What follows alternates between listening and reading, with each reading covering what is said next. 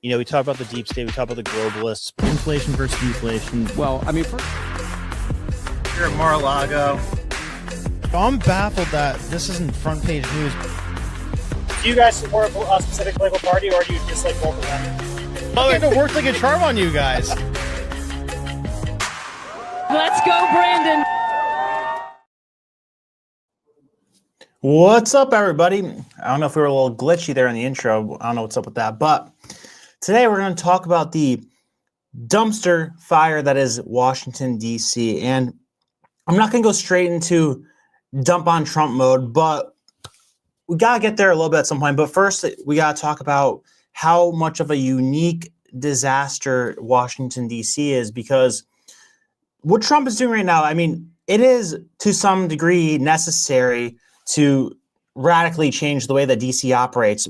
But at the same time, what he's doing right now is setting a precedent that I don't think that there's a way to go back from this once you do this. Once you start federalizing the city and using the National Guard when crime's going on, like, what happens if Gavin Newsom becomes president and we set this precedent of being, like, he's threatening now going to other cities and using the National Guard against them? Like, yeah, I get it. So the sequence of events, there has been a lot of, I guess, political violence in DC since he got inaugurated. So, I mean, in March, you had in May, you had 2 embassy staffers that were murdered. And then June, you have a congressional intern shot near the White House. Then, obviously, this most recent one, the guy Big Balls, Edward Korstein, assaulted in an alleged attempt to help somebody who was being carjacked. Then Trump warns of a federal takeover. 120 FBI agents are sent out into D.C. to, I guess, surveil it overnight. And now today, Trump announces that 800 National Guard troops are going to be sent into D.C., that Metropolitan Police are going to be federalized, and that 500 more federal officers from FBI, ATF, DEA, ICE, and U.S. Marshals are going to be deployed, focusing on gang crackdowns and clearing homeless encampments. So let me show you what Trump said today, and then I'm going to show you some stuff about D.C. that you might not have seen before I get into straight up shit on Trump mode, because the initial thought with this is like, okay, is it a distraction from the negative attention that he's getting? And then I got Greenspan hitting me up saying, oh, no, the Epstein stuff is a distraction from this. So which distraction is the distraction of the distraction? This is Liberation Day in D.C., and we're going to take our capital back. We're taking it back. Under the authorities vested in me as the President of the United States, I'm officially invoking Section 740 of the District of Columbia Home Rule Act. You know what that is?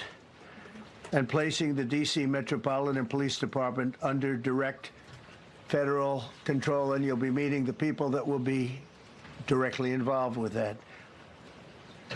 Very good people, but they're tough, and they know what's happening, and they've done it before. So the thing with this that kind of makes me unsettled is that I don't know who this man is today. I don't know who Trump is. I don't know if he's acting independently with his own decision-making and his own thoughts, or if he's being controlled by somebody, or if was kind of misleading us the entire time. But let's be objective for a second. Let me show you why DC is such a unique disaster on such a abnormal level. So look at this, just from an income standpoint. Okay, so DC, highest income per capita in the United States, or the highest median income, right? So it has the biggest wealth gap in the country. But then you got the highest crime rate in the country by far, by leaps and bounds, highest median income and highest crime rate. Okay, so giant wealth gap. And then you have the highest highest poverty level and highest high income level. So look at the national average right here, right? United States national average, 8% is the national average for incomes over 200,000 per household. DC, 20% over 200,000. Then all the way at the bottom of the income pool, where you're talking $10,000, $15,000 a year per household, higher than the national average, almost double. So giant wealth gap. And then in every measurable category, whether you're talking about murder, violent crime, robberies, property crime, larceny, DC leads every state in all of these crimes, like by a lot too. It's not a small number. It's usually like double the amount of the national average. So, and then you got the percent of people who fell below the poverty line. Like I said before, DC, one of the highest in the country. I think they're number 46 in people in the below the poverty line. Then unemployment, number 47 in the country for the highest unemployment rate. Percent who did not graduate high school, last in the country per capita in DC. Homeless population per 10,000. DC, California gets all this hate and all this criticism for their homeless population because it's the biggest state, and they run terribly, obviously. But per capita, DC, again, leaps and bounds above the rest of the country. And what's this one? Don't need to look at that one. This just shows the areas that you have high income and low income. So why is DC such a unique disaster? So it's run a lot differently than the rest of the country. Here, let me get rid of this share screen, and then I'll read this off. So the way that DC is set up, it's a federal district, and its government powers are controlled by the United States Congress, right? So unlike any other state, and it's supposed to be operated in accordance with the Constitution, but it's never had a Republican mayor in its entire existence. And I'm going to show you how their mayor, I think Bowser, reacted to this today. She looks horrified by it. But all laws passed by the DC local government must undergo a 30-day review period by Congress before they can take effect. So during this time, Congress can block legislation, and this was exemplified in 2023. The Senate blocked a criminal justice reform bill passed by DC local lawmakers, which probably wasn't a good bill, but just an example of how difficult it is for them to even put laws in place in DC. So you have to go through Congress essentially to pass local laws. So a large degree of this is federalized already, and right now it's just the executive branch trying to take control of it when it's the legislative branch that in large part controls it right now. So DC, very segregated, one of the most segregated cities in the United States, has a black population of nearly 45%. 17% of DC residents live in poverty. 30% of those are black. This is all according to the Census Bureau data. And the federal government played a major role in perpetuating the segregation in Washington, D.C. So, for example, the Homeowners Loan Corporation was a federal agency that was created in 1933 to help homeowners refinance their mortgages during the Great Depression. But the Homeowners Loan Corporation also used a racial rating system to designate certain neighborhoods as hazardous for lending. And these neighborhoods were, of course, disproportionately black. So there is these two terms that you have to have in your head when you're thinking of segregation. You got redlining and block busting. So redlining was a practice by which banks and other lending institutions drew lines around neighborhoods that they considered to be high risk for lending. So kind of like gerrymandering, but for lending. Now, these neighborhoods, of course, often predominantly black neighborhoods or other minority neighborhoods. And as a result, people who lived in these neighborhoods were often denied loans, which made it difficult for them to buy homes or start businesses. Then you got block busting, which was a practice by which real estate agents would introduce a single African-American family into a white neighborhood. The real estate agents would then use scare tactics to convince neighboring white homeowners to sell their homes at a loss. Then this would create a panic in the neighborhood, and other white homeowners would also sell. It's a ripple effect. And then this would lower the property values, allowing real estate agents to buy the properties at a low price, then sell them to African Americans at a profit. These practices were eventually outlawed, but they heavily contributed to the concentration of poverty in black neighborhoods, and they made it difficult for black people to get good jobs and access to capital. Now, it definitely did not help what Big Daddy George H.W. Bush did with his war on drugs. If you're not familiar with it, I've talked about it at length before.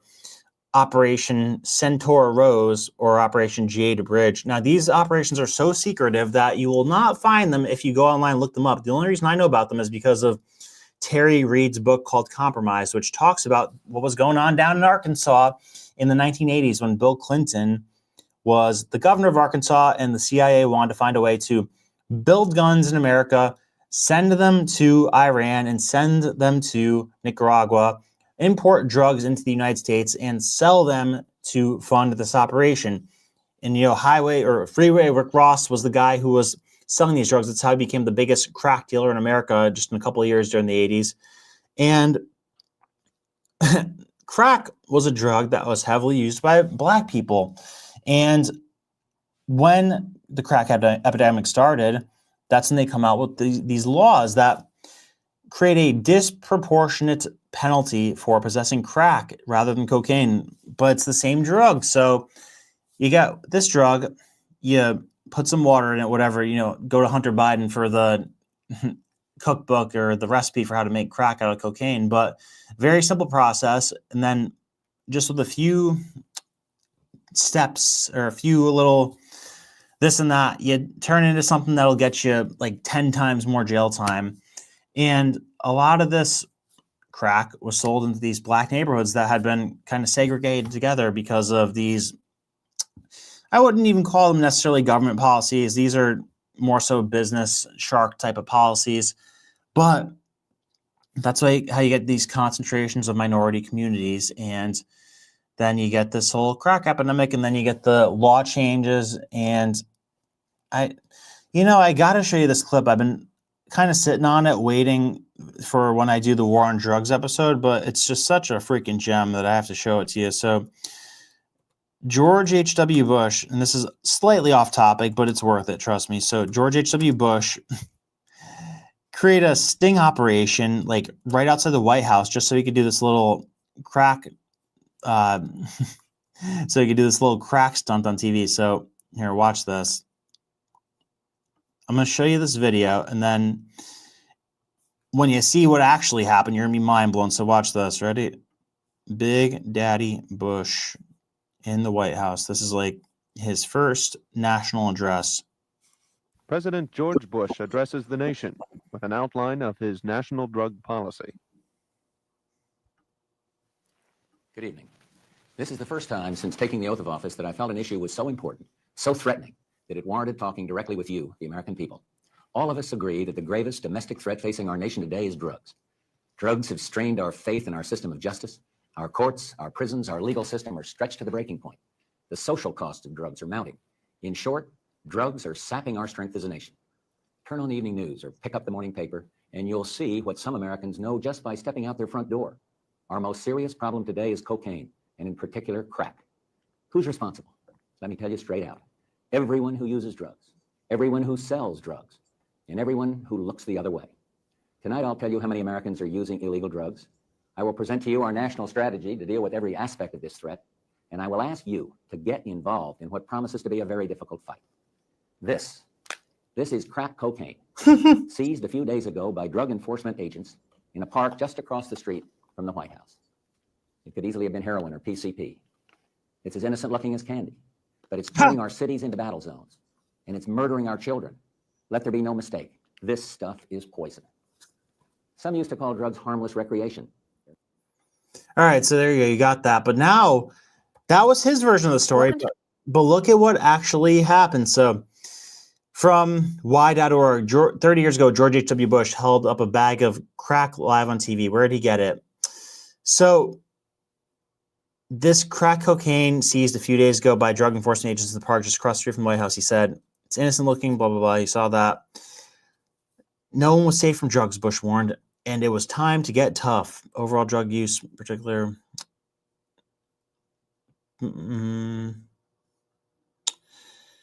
Where's the part I want? Overall drug use and the use of crack in particular was in decline by 1989, but Bush turbocharged the war on drugs that night. He'd go on to spend $45 billion more than the previous four administrations combined, and most of it now on law enforcement. It all started with this one baggie of crack. But the story of how Bush got that political prop is far more complicated than what he told the American people. So what could that be? Well, Lafayette Park, where the drugs were seized, isn't your typical state park because it's so close to the White House, it's crawling with tourists and Secret Service agents. In fact, there wasn't much crack in downtown Washington at all, said Don Schatz. In 1989, Schatz was selling drugs himself across town in Northeast D.C. Quote, nothing is impossible when it comes to drugs, Schatz said, but when you break it down and really think about it, nobody sells crack in front of the effing White House. So what were the odds someone would get caught there just a few days before highly anticipated speech about drugs? And that Drug Enforcement Administration agents would just happen to be there looking for them. Mike Iksoff, then a reporter at the Washington Post, started asking around. U.S. Park Police told him there had never been a crack arrest in Lafayette Park. Iksoff went on to ask William McCullen, the special agent in charge of the DEA's Washington office, who had been setting up undercover buys in drug-fled neighborhoods like Schatz. By the way, you might be wondering why I'm showing this to you right now, but I can assure you that's going to make a whole lot of sense in a second because I'm making an analogy of this prop compared to what this thing that Trump might be doing right now as a potential prop. So stick with me and here. So Mick Mullen told Iksoff that he got a call from the DEA a few days before Bush's speech. The agency wanted to know if there were any buys happening around the White House, or if the DEA agent could move one there. Iksoff remembers McMullen sounding proud of how hard it was to make that happen. Wow, so this was all set up, is what I'm thinking, Iksoff said. And in fact, it was. A couple weeks after Bush's speech, Iksoff published his discovery on the front page of the Post. The revelation snowballed into a scandal for the White House. Dana Carvey performed a parody on the speech on Saturday Night Live. Bush administration officials at the time and today said they didn't ask for anything special. They claimed the White House just wanted drugs from DEA inventory, something that had been previously seized close by. We still don't know the exact cause. A request from the White House, some overeager person at the DEA, or a miscommunication between offices, but the facts remain there was a special drug buy set up for that speech. What we got here? Speech file backup files. What does this say? This crack cocaine seizures last time at drug enforcement. Yeah. This kid who sold crack that wound up on Bush's desk named Keith Jackson. He was 18 years old, a high school senior, and the deal at Lafayette Park changed his life forever. So the way this story goes is that Bush basically got the idea in his head of using crack as a prop on TV to kind of get public support behind the war on drugs. So I don't know, just totally hypothetical here. What if this thing with the big balls guy, which I kind of find it weird that it was Big Balls out of all people, whose dad was in the KGB, who was the one who got beat up when trying to help somebody who was getting carjacked. And this is just the straw that broke the camel's back that Trump is now essentially federalizing DC and kind of creating a police state under it, where he says he's taking control of the police force in DC. And like the stuff I showed you before, it's like it's a disaster there. It's necessary to clean it up, but like this, like you want to do it like this? What kind of precedent does it set? And again, who put this idea in Trump's head that this is a good idea? Like, is this something that he was thinking about doing from the jump? And by the way, very weird that Elon Musk tweets that night that the big balls guy gets attacked or gets jumped, that the government needs to be federalized, or that the DC needs to be federalized. So here, let me show you that actually. I don't know how many people saw that, but it's like once you see people start talking about stuff on Twitter, especially with like the way that we know the White House is working with certain influencers, where they'll just give them a talking point and they'll all run with it. Where like Benny Johnson, Jack Posobiec, DC Drano, like they all tweet in unison. It's kind of crazy how they don't realize that people see what they're doing. Like they're tweeting within coordination of each other to kind of set talking points. But here, let me show you what Elon said in case you missed it. DC. Here we go. So let's see what day this was, and then let's see when Trump started talking about it. So this is on August 5th. A few days ago, a gang of about a dozen young men tried to assault a woman in her car at night in D.C. A Doge team member saw what was happening and ran to defend her and was severely beaten to the point of concussion, but he saved her. It's time to federalize D.C. Okay, so this is after Trump tweeted that. So Trump that night tweeted, crime in Washington, D.C. is totally out of control. Local youths and gang members, some only 14, 15, 16 years old, are randomly attacking, mugging, maiming, and shooting innocent citizens. At the same time, knowing that they will be almost immediately arrested, they are not afraid of law enforcement because they know nothing ever happens to them, but it's going to happen now. The law in D.C. must be changed to prosecute these minors as adults and lock them down for a long time, starting at age 14. The most recent victim was beaten mercilessly by local thugs. Washington, D.C. must be safe, clean, and beautiful for all Americans in Portland. You know, let me run a poll quick and see if you guys are on board with this thing, because I could see both sides of it where, like, yes, we see these videos of these kids who are like 12 years old acting like little thugs and, you know, just acting totally lawlessly. But at the same time, you know, we have always been hyper vigilant of like these police state type of things where the government tries to overstep its power. And like, are you willing to overlook the government overstepping its power to maybe reel in crime a bit? Because I don't like the precedent that this sends. So let me just say, do you support Trump federalizing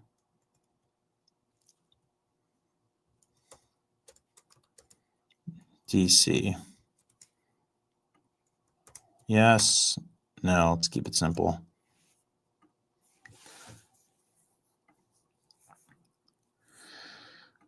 Now, let's see. I wanted to show you kind of so you got, of course, invokeness. They're like, oh, this is why Trump has to federalize DC, and showing an empty CVS that's been ravaged, I guess. You know, maybe that's an extreme example. Then here's what the mayor was saying. We have the nation's premier park system, fantastic public schools, including a free and robust pre-K program starting at age 3. We have a tremendous public transportation system, and we have hardworking people here who are raising families, starting businesses, and hiring workers. So it's very important to me that for all who live here and visit here, just know how beautiful our city is and how proud we are of all that we've accomplished here.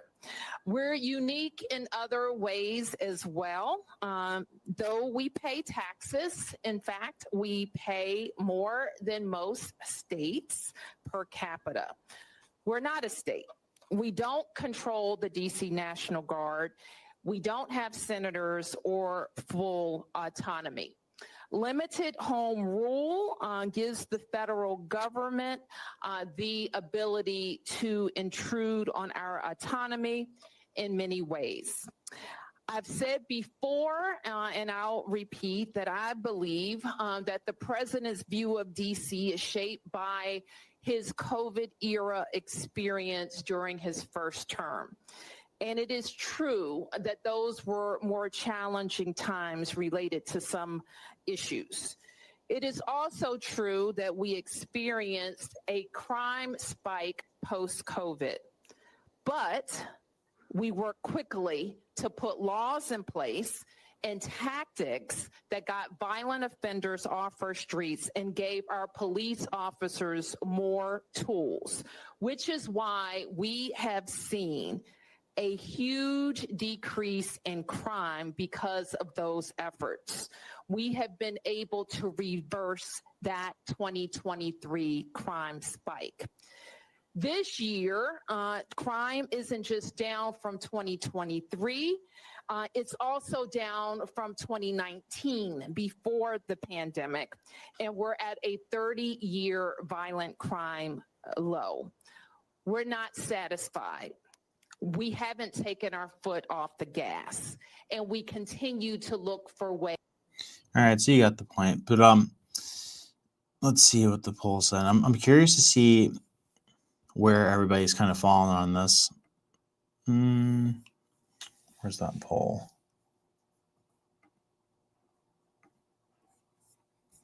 Let's see. By the way, guys, if you want to be part of the Minnect community, check it out down below. Wow, we're literally at 50-50. Damn. 50-50 for people who are for and against it. So, I mean, you just got to ask yourself, I think there's three scenarios with this. One scenario, Trump just genuinely wants to make cities a safer place. Like, yes, cities are out of control. And what else is he supposed to do aside from this to kind of get these crazy liberal cities under check? Yeah, that's one possibility. But another thing is, what if he's being manipulated into doing this, thinking that it's for a good reason, justifying it in his head? But, you know, in reality, it's like the Peter Thiel, the JD Vance, the hell's his name, the Howard Lutnick's, like those type of people who are kind of putting these thoughts in his head, because it seems like he's not that hard to persuade into doing things if people make a compelling argument around him. So, you know, those are two possibilities. One, he just thinks it's a good idea. Another one, he's being manipulated into doing it. And then another one is that he's kind of a Trojan horse whose entire plan was to, you know, make a portion of the nation fall in love with them to the point where he has a cult-like following and they just don't bat an eye when he does things that they'd be horrified if a Democrat would have done it. Like, imagine if Biden tried to do this shit, what Republicans would be saying. You know, I'm like, I don't even know if I would say I'm in the middle on this in terms of how I feel about it. Like, I think I'm almost more on the side of feeling like it's not a good thing, because realistically, like, is this going to stop crime in DC? Is this going to, like, some 800 National Guard agents? Is it going to stop crime in DC? No, it's not going to stop crime in DC. It might slow it down for a little bit, but like, these are deep-rooted systematic problems that have been building up over decades and decades of badly run local government and bad policies, like Congress being the one who's responsible for any law change. Like, so, like, imagine that, how far removed Congress is from local government, yet they're the lawmaking body for this area of the country. So that's one thing. Like, it's not going to have any kind of rapid change on crime just from sending a few National Guard troops there. And then, but what it does do, though, is it sets a precedent for the president just taking it upon himself to send federal agents to a city because he doesn't think that it's conducting itself the right way. Like, what if Republicans were protesting something that they didn't like because of, I don't know, whether it's like an election, a vaccine, you name it. But then Gavin Newsom's president, and then he sends in the National Guard to round people up for protesting about something like a vaccine or an election outcome. Like, that's the type of shit that people don't think about when Trump does things like this. I don't know if he's thought about it. I don't know if he cares, but when he's jumping on board with Palantir and jumping on board with Israel and acting all weird about Epstein and then today he delays the tariffs with China another 90 days. So he's doing a whole lot of things that he's not doing a whole lot of things that he said he was going to do. And then he comes out of left field with stuff like this, where he's totally overreaching with the federal powers. Like, the weaker the federal government is, the better off we are. And, you know, I think most people were hoping that he would come in and take power away from the federal government, but he, you know, increased the military budget from $800 billion to $1 trillion when he said he's going to decrease it 8% every year. So I'm not good with that. I'm not good with that. And like I said before, Greenspan's telling me he thinks that this is like this is the main thing, and then the Epstein stuff is a distraction from this. My initial thought was, is Trump trying to do these big, bold things right now to distract from Epstein? Because like I can't help it. No matter what he does right now, whatever it is, like the first thing that pops in my head is like, oh yeah, so are you using this to make people stop thinking about Epstein? Why are you still acting weird when people bring up Epstein? And yeah, and then we haven't even talked about how with the Ghislaine Maxwell thing where he sends Todd Blanche there, the deputy attorney general. He sends her to talk to Ghislaine Maxwell. She magically gets her cell moved from a high security prison in Florida to a low minimum security prison in Texas, and then magically comes out and says, yeah, Trump never did anything weird around me, so he's good. Don't pay attention to Trump in relation to Epstein.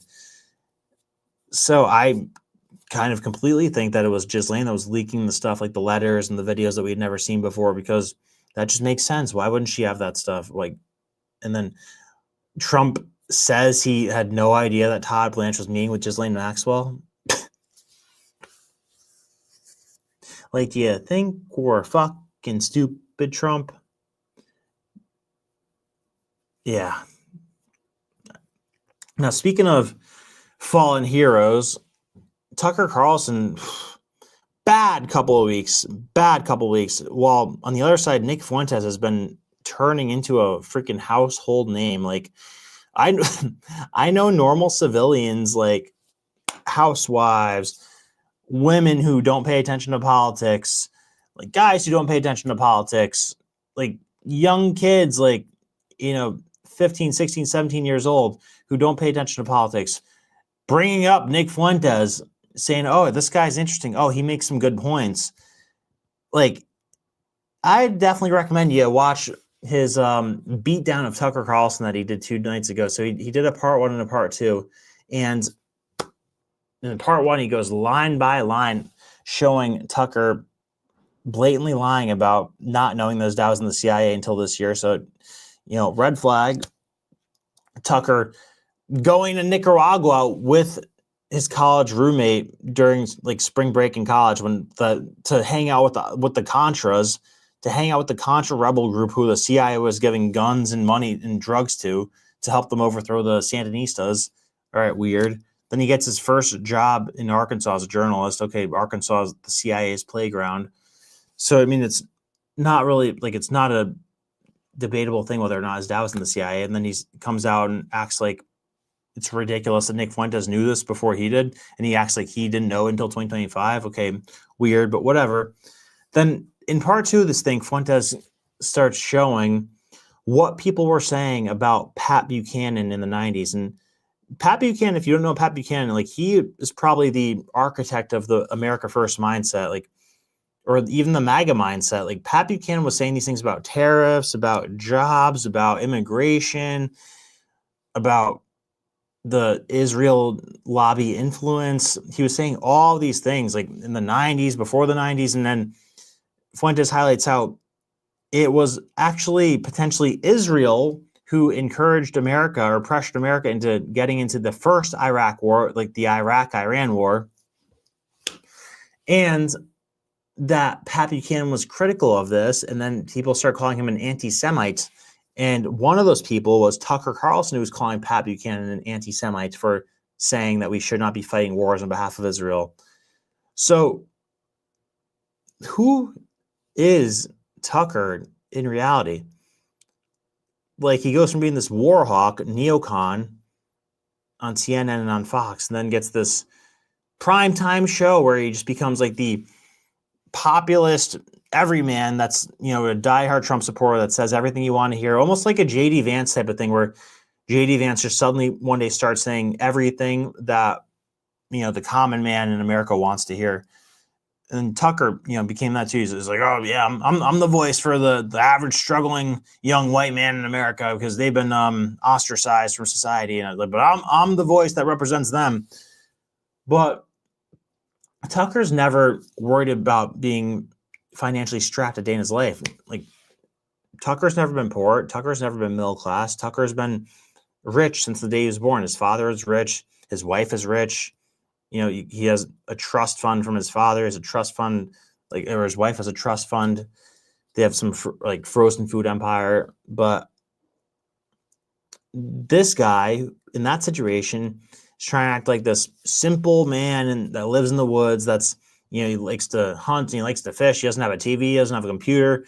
He's relatable. He's America first. And he starts talking shit about Israel when it becomes the trendy thing to do. And now he's trying to separate himself from Fuentes as oh no, Fuentes is the crazy guy. I'm rational. I'm normal. Me and Candace, we're the reasonable ones. Fuentes, oh no, he's crazy. Even though they got a lot of their Israel talking points from Fuentes.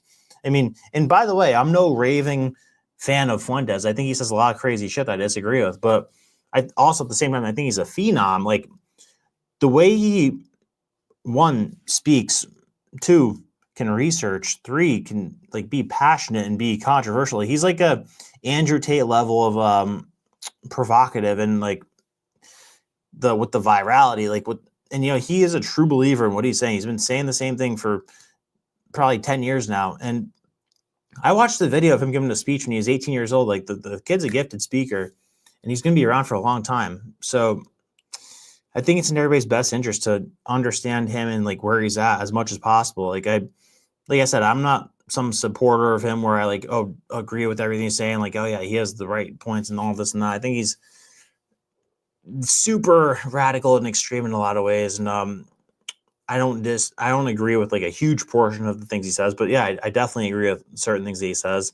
And I definitely went from trusting Tucker at maybe 80-85% 3 weeks ago to now it's probably at 25%.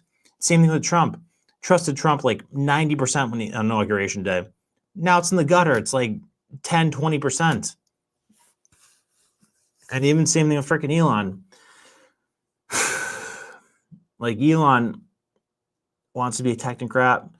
Trump is either confused, being misled, being blackmailed, not who he thought he was, but he's not acting in accordance with the sales pitch that he was giving us. He's not acting like a guy who was genuinely in danger of either going to jail or being killed by his opposition. Because, yeah, sure, we got this Bill Clinton and Bill Barr subpoena where they have to go appear before a grand jury. But I mean, Bill Barr, talk about daddy CIA.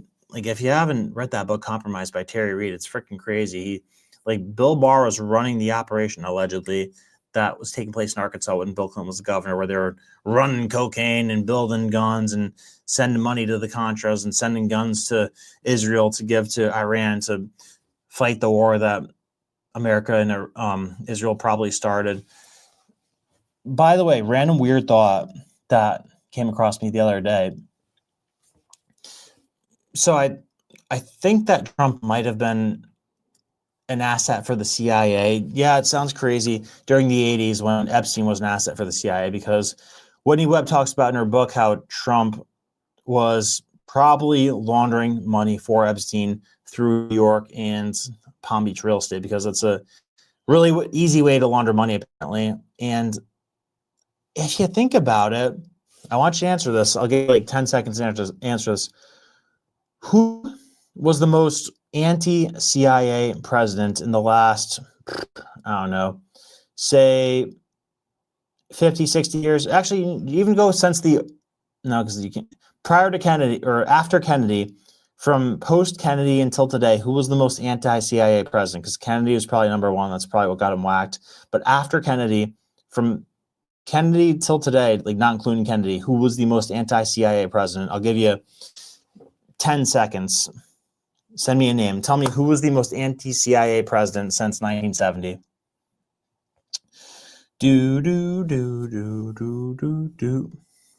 Come on, I'm going to say the name, but I want to see some guesses in here. Oh, man. Winnipeg got it. Jimmy Carter. Jimmy Carter was the most anti-CIA president in the last, what would that be, 60 years, 55 years? Yeah, 55 years. So Jimmy Carter was actually trying to gut the CIA. He, what the hell is the thing called where he was it called not the Warren Commission, obviously. Jimmy Carter CIA investigation. Let's see what comes up.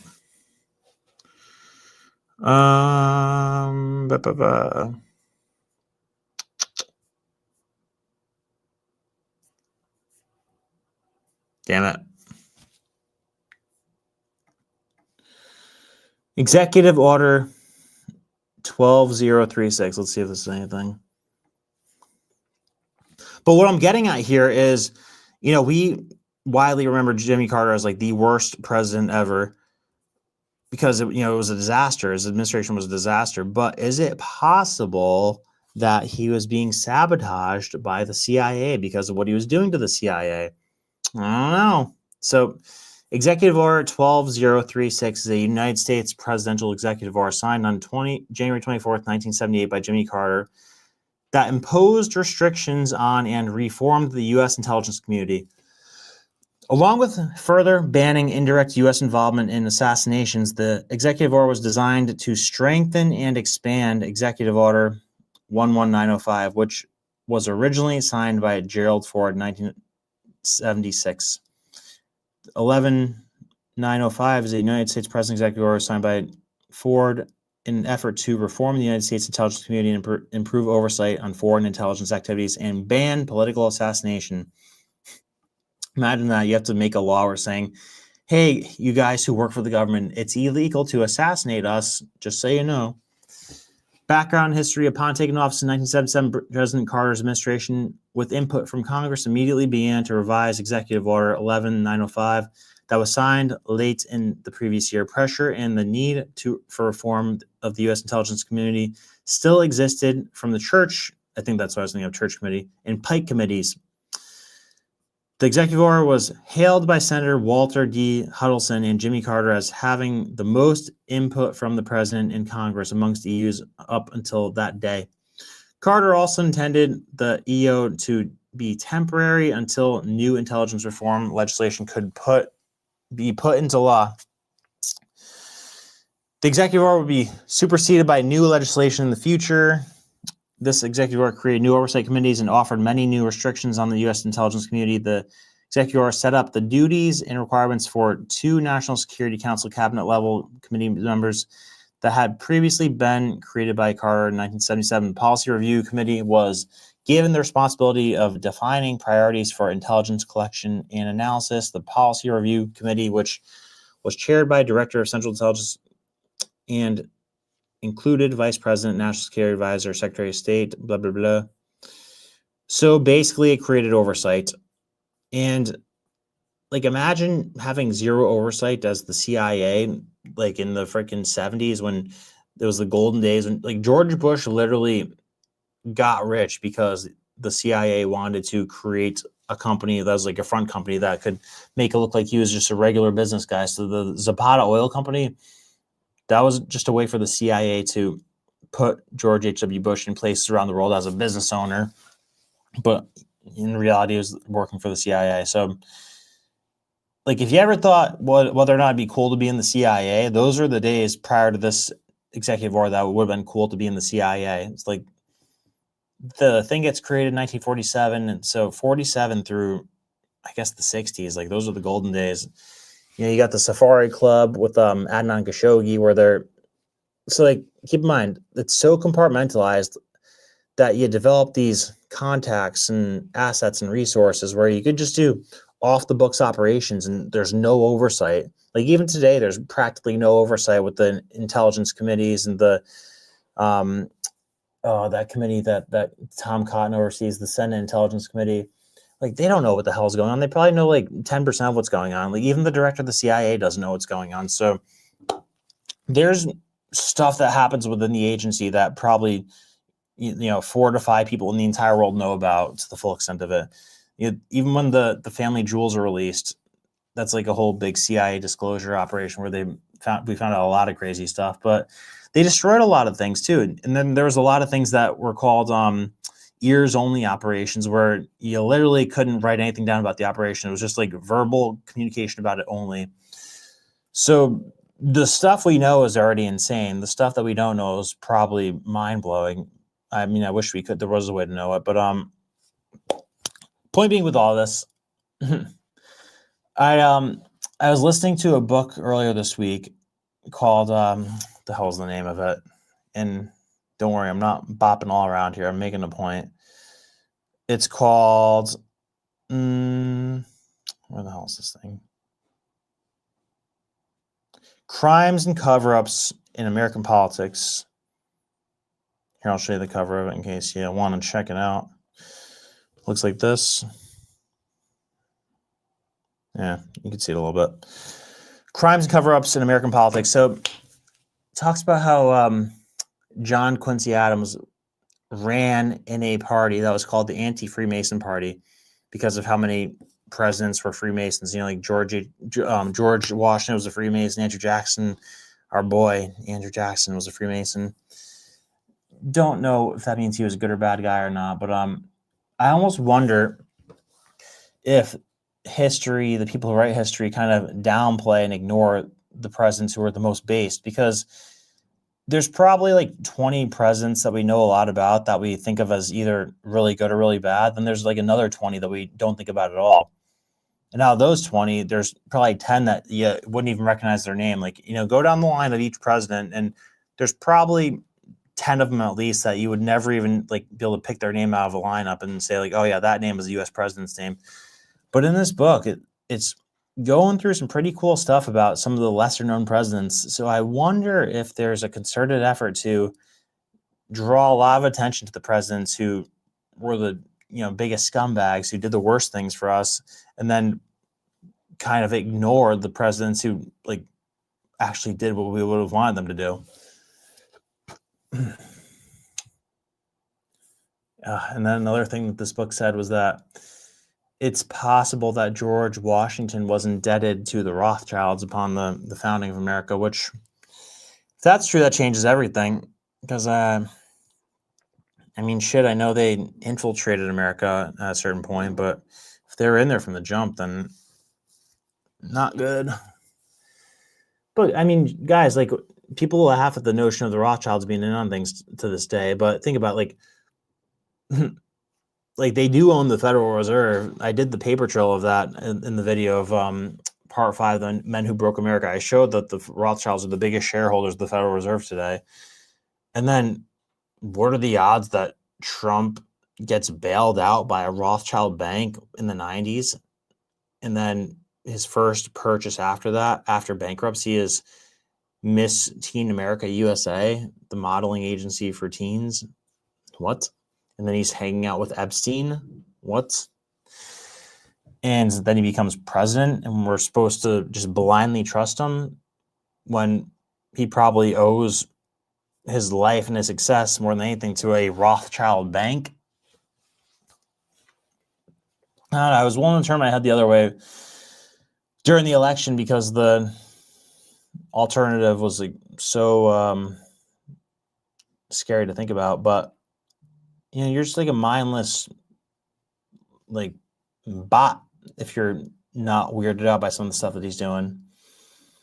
So be objective, think about that. And yeah, those are the questions I'm asking myself today. And like I said, I'm taking a little bit of energy away from like these type of things that are get the wheels spinning like crazy, make you all paranoid. And I'm putting a lot more energy into training myself and developing skills that can help all of us do really well with the direction that technology is going. I'm trying to make myself really well versed in that because, you know, shit, if we can't trust anybody, at the very least, like hopefully we can trust ourselves to put ourselves in a good financial position. So that's something I'm putting a lot more bandwidth and a lot more energy towards. And if you want to know more about that, jump on into Minnect. You can either hit me up straight on Minnect, or you could join the VT research group where we have a really cool network of people. We got an investment group. We have a content recommendation group. We have a guest recommendation group. We have a technocracy group. So like, I think we have like 20 different folders in there where we just like store all of our information and content ideas. So guys, thank you for watching. I know it's been a little bit all over the place when I do these things, but that's for a good reason. I've been all over the place lately. I don't know if you saw my car commercial that I produced the other day for the vaults with the lovely young lady that we had here the other day. Then we went to California this weekend. Pat did Jubilee, like he said in the podcast today, and recording. There you go, bro. Yeah, I'm recording. But yeah, so like I said, yeah, we just went to LA this weekend and we did all that. So it's been a grind these past few weeks, and we got the vault coming up in less than a month now. So we're all over the place. We're grinding every day. I'm gonna try to do these most nights. I don't want to promise every night because I usually work out right after work, like at 6 o'clock. Then I try to do these things, but I'm gonna start trying to work out in the morning so that I could be locked in on this at night. But yeah, guys, if you have any questions, if you want to recommend any topics, if you want to talk about anything, the links to Minnect are down below, and love to talk to you. So hit me up. As always, much love. Maybe I'll see you tomorrow. If there's something crazy to talk about, I'll jump on tomorrow again. I'm going to try to do this more days than not, but I'm also going to try to keep it for days where there's really something that we're dying to talk about. As always, much love. Thank you, everybody. I will see you next time.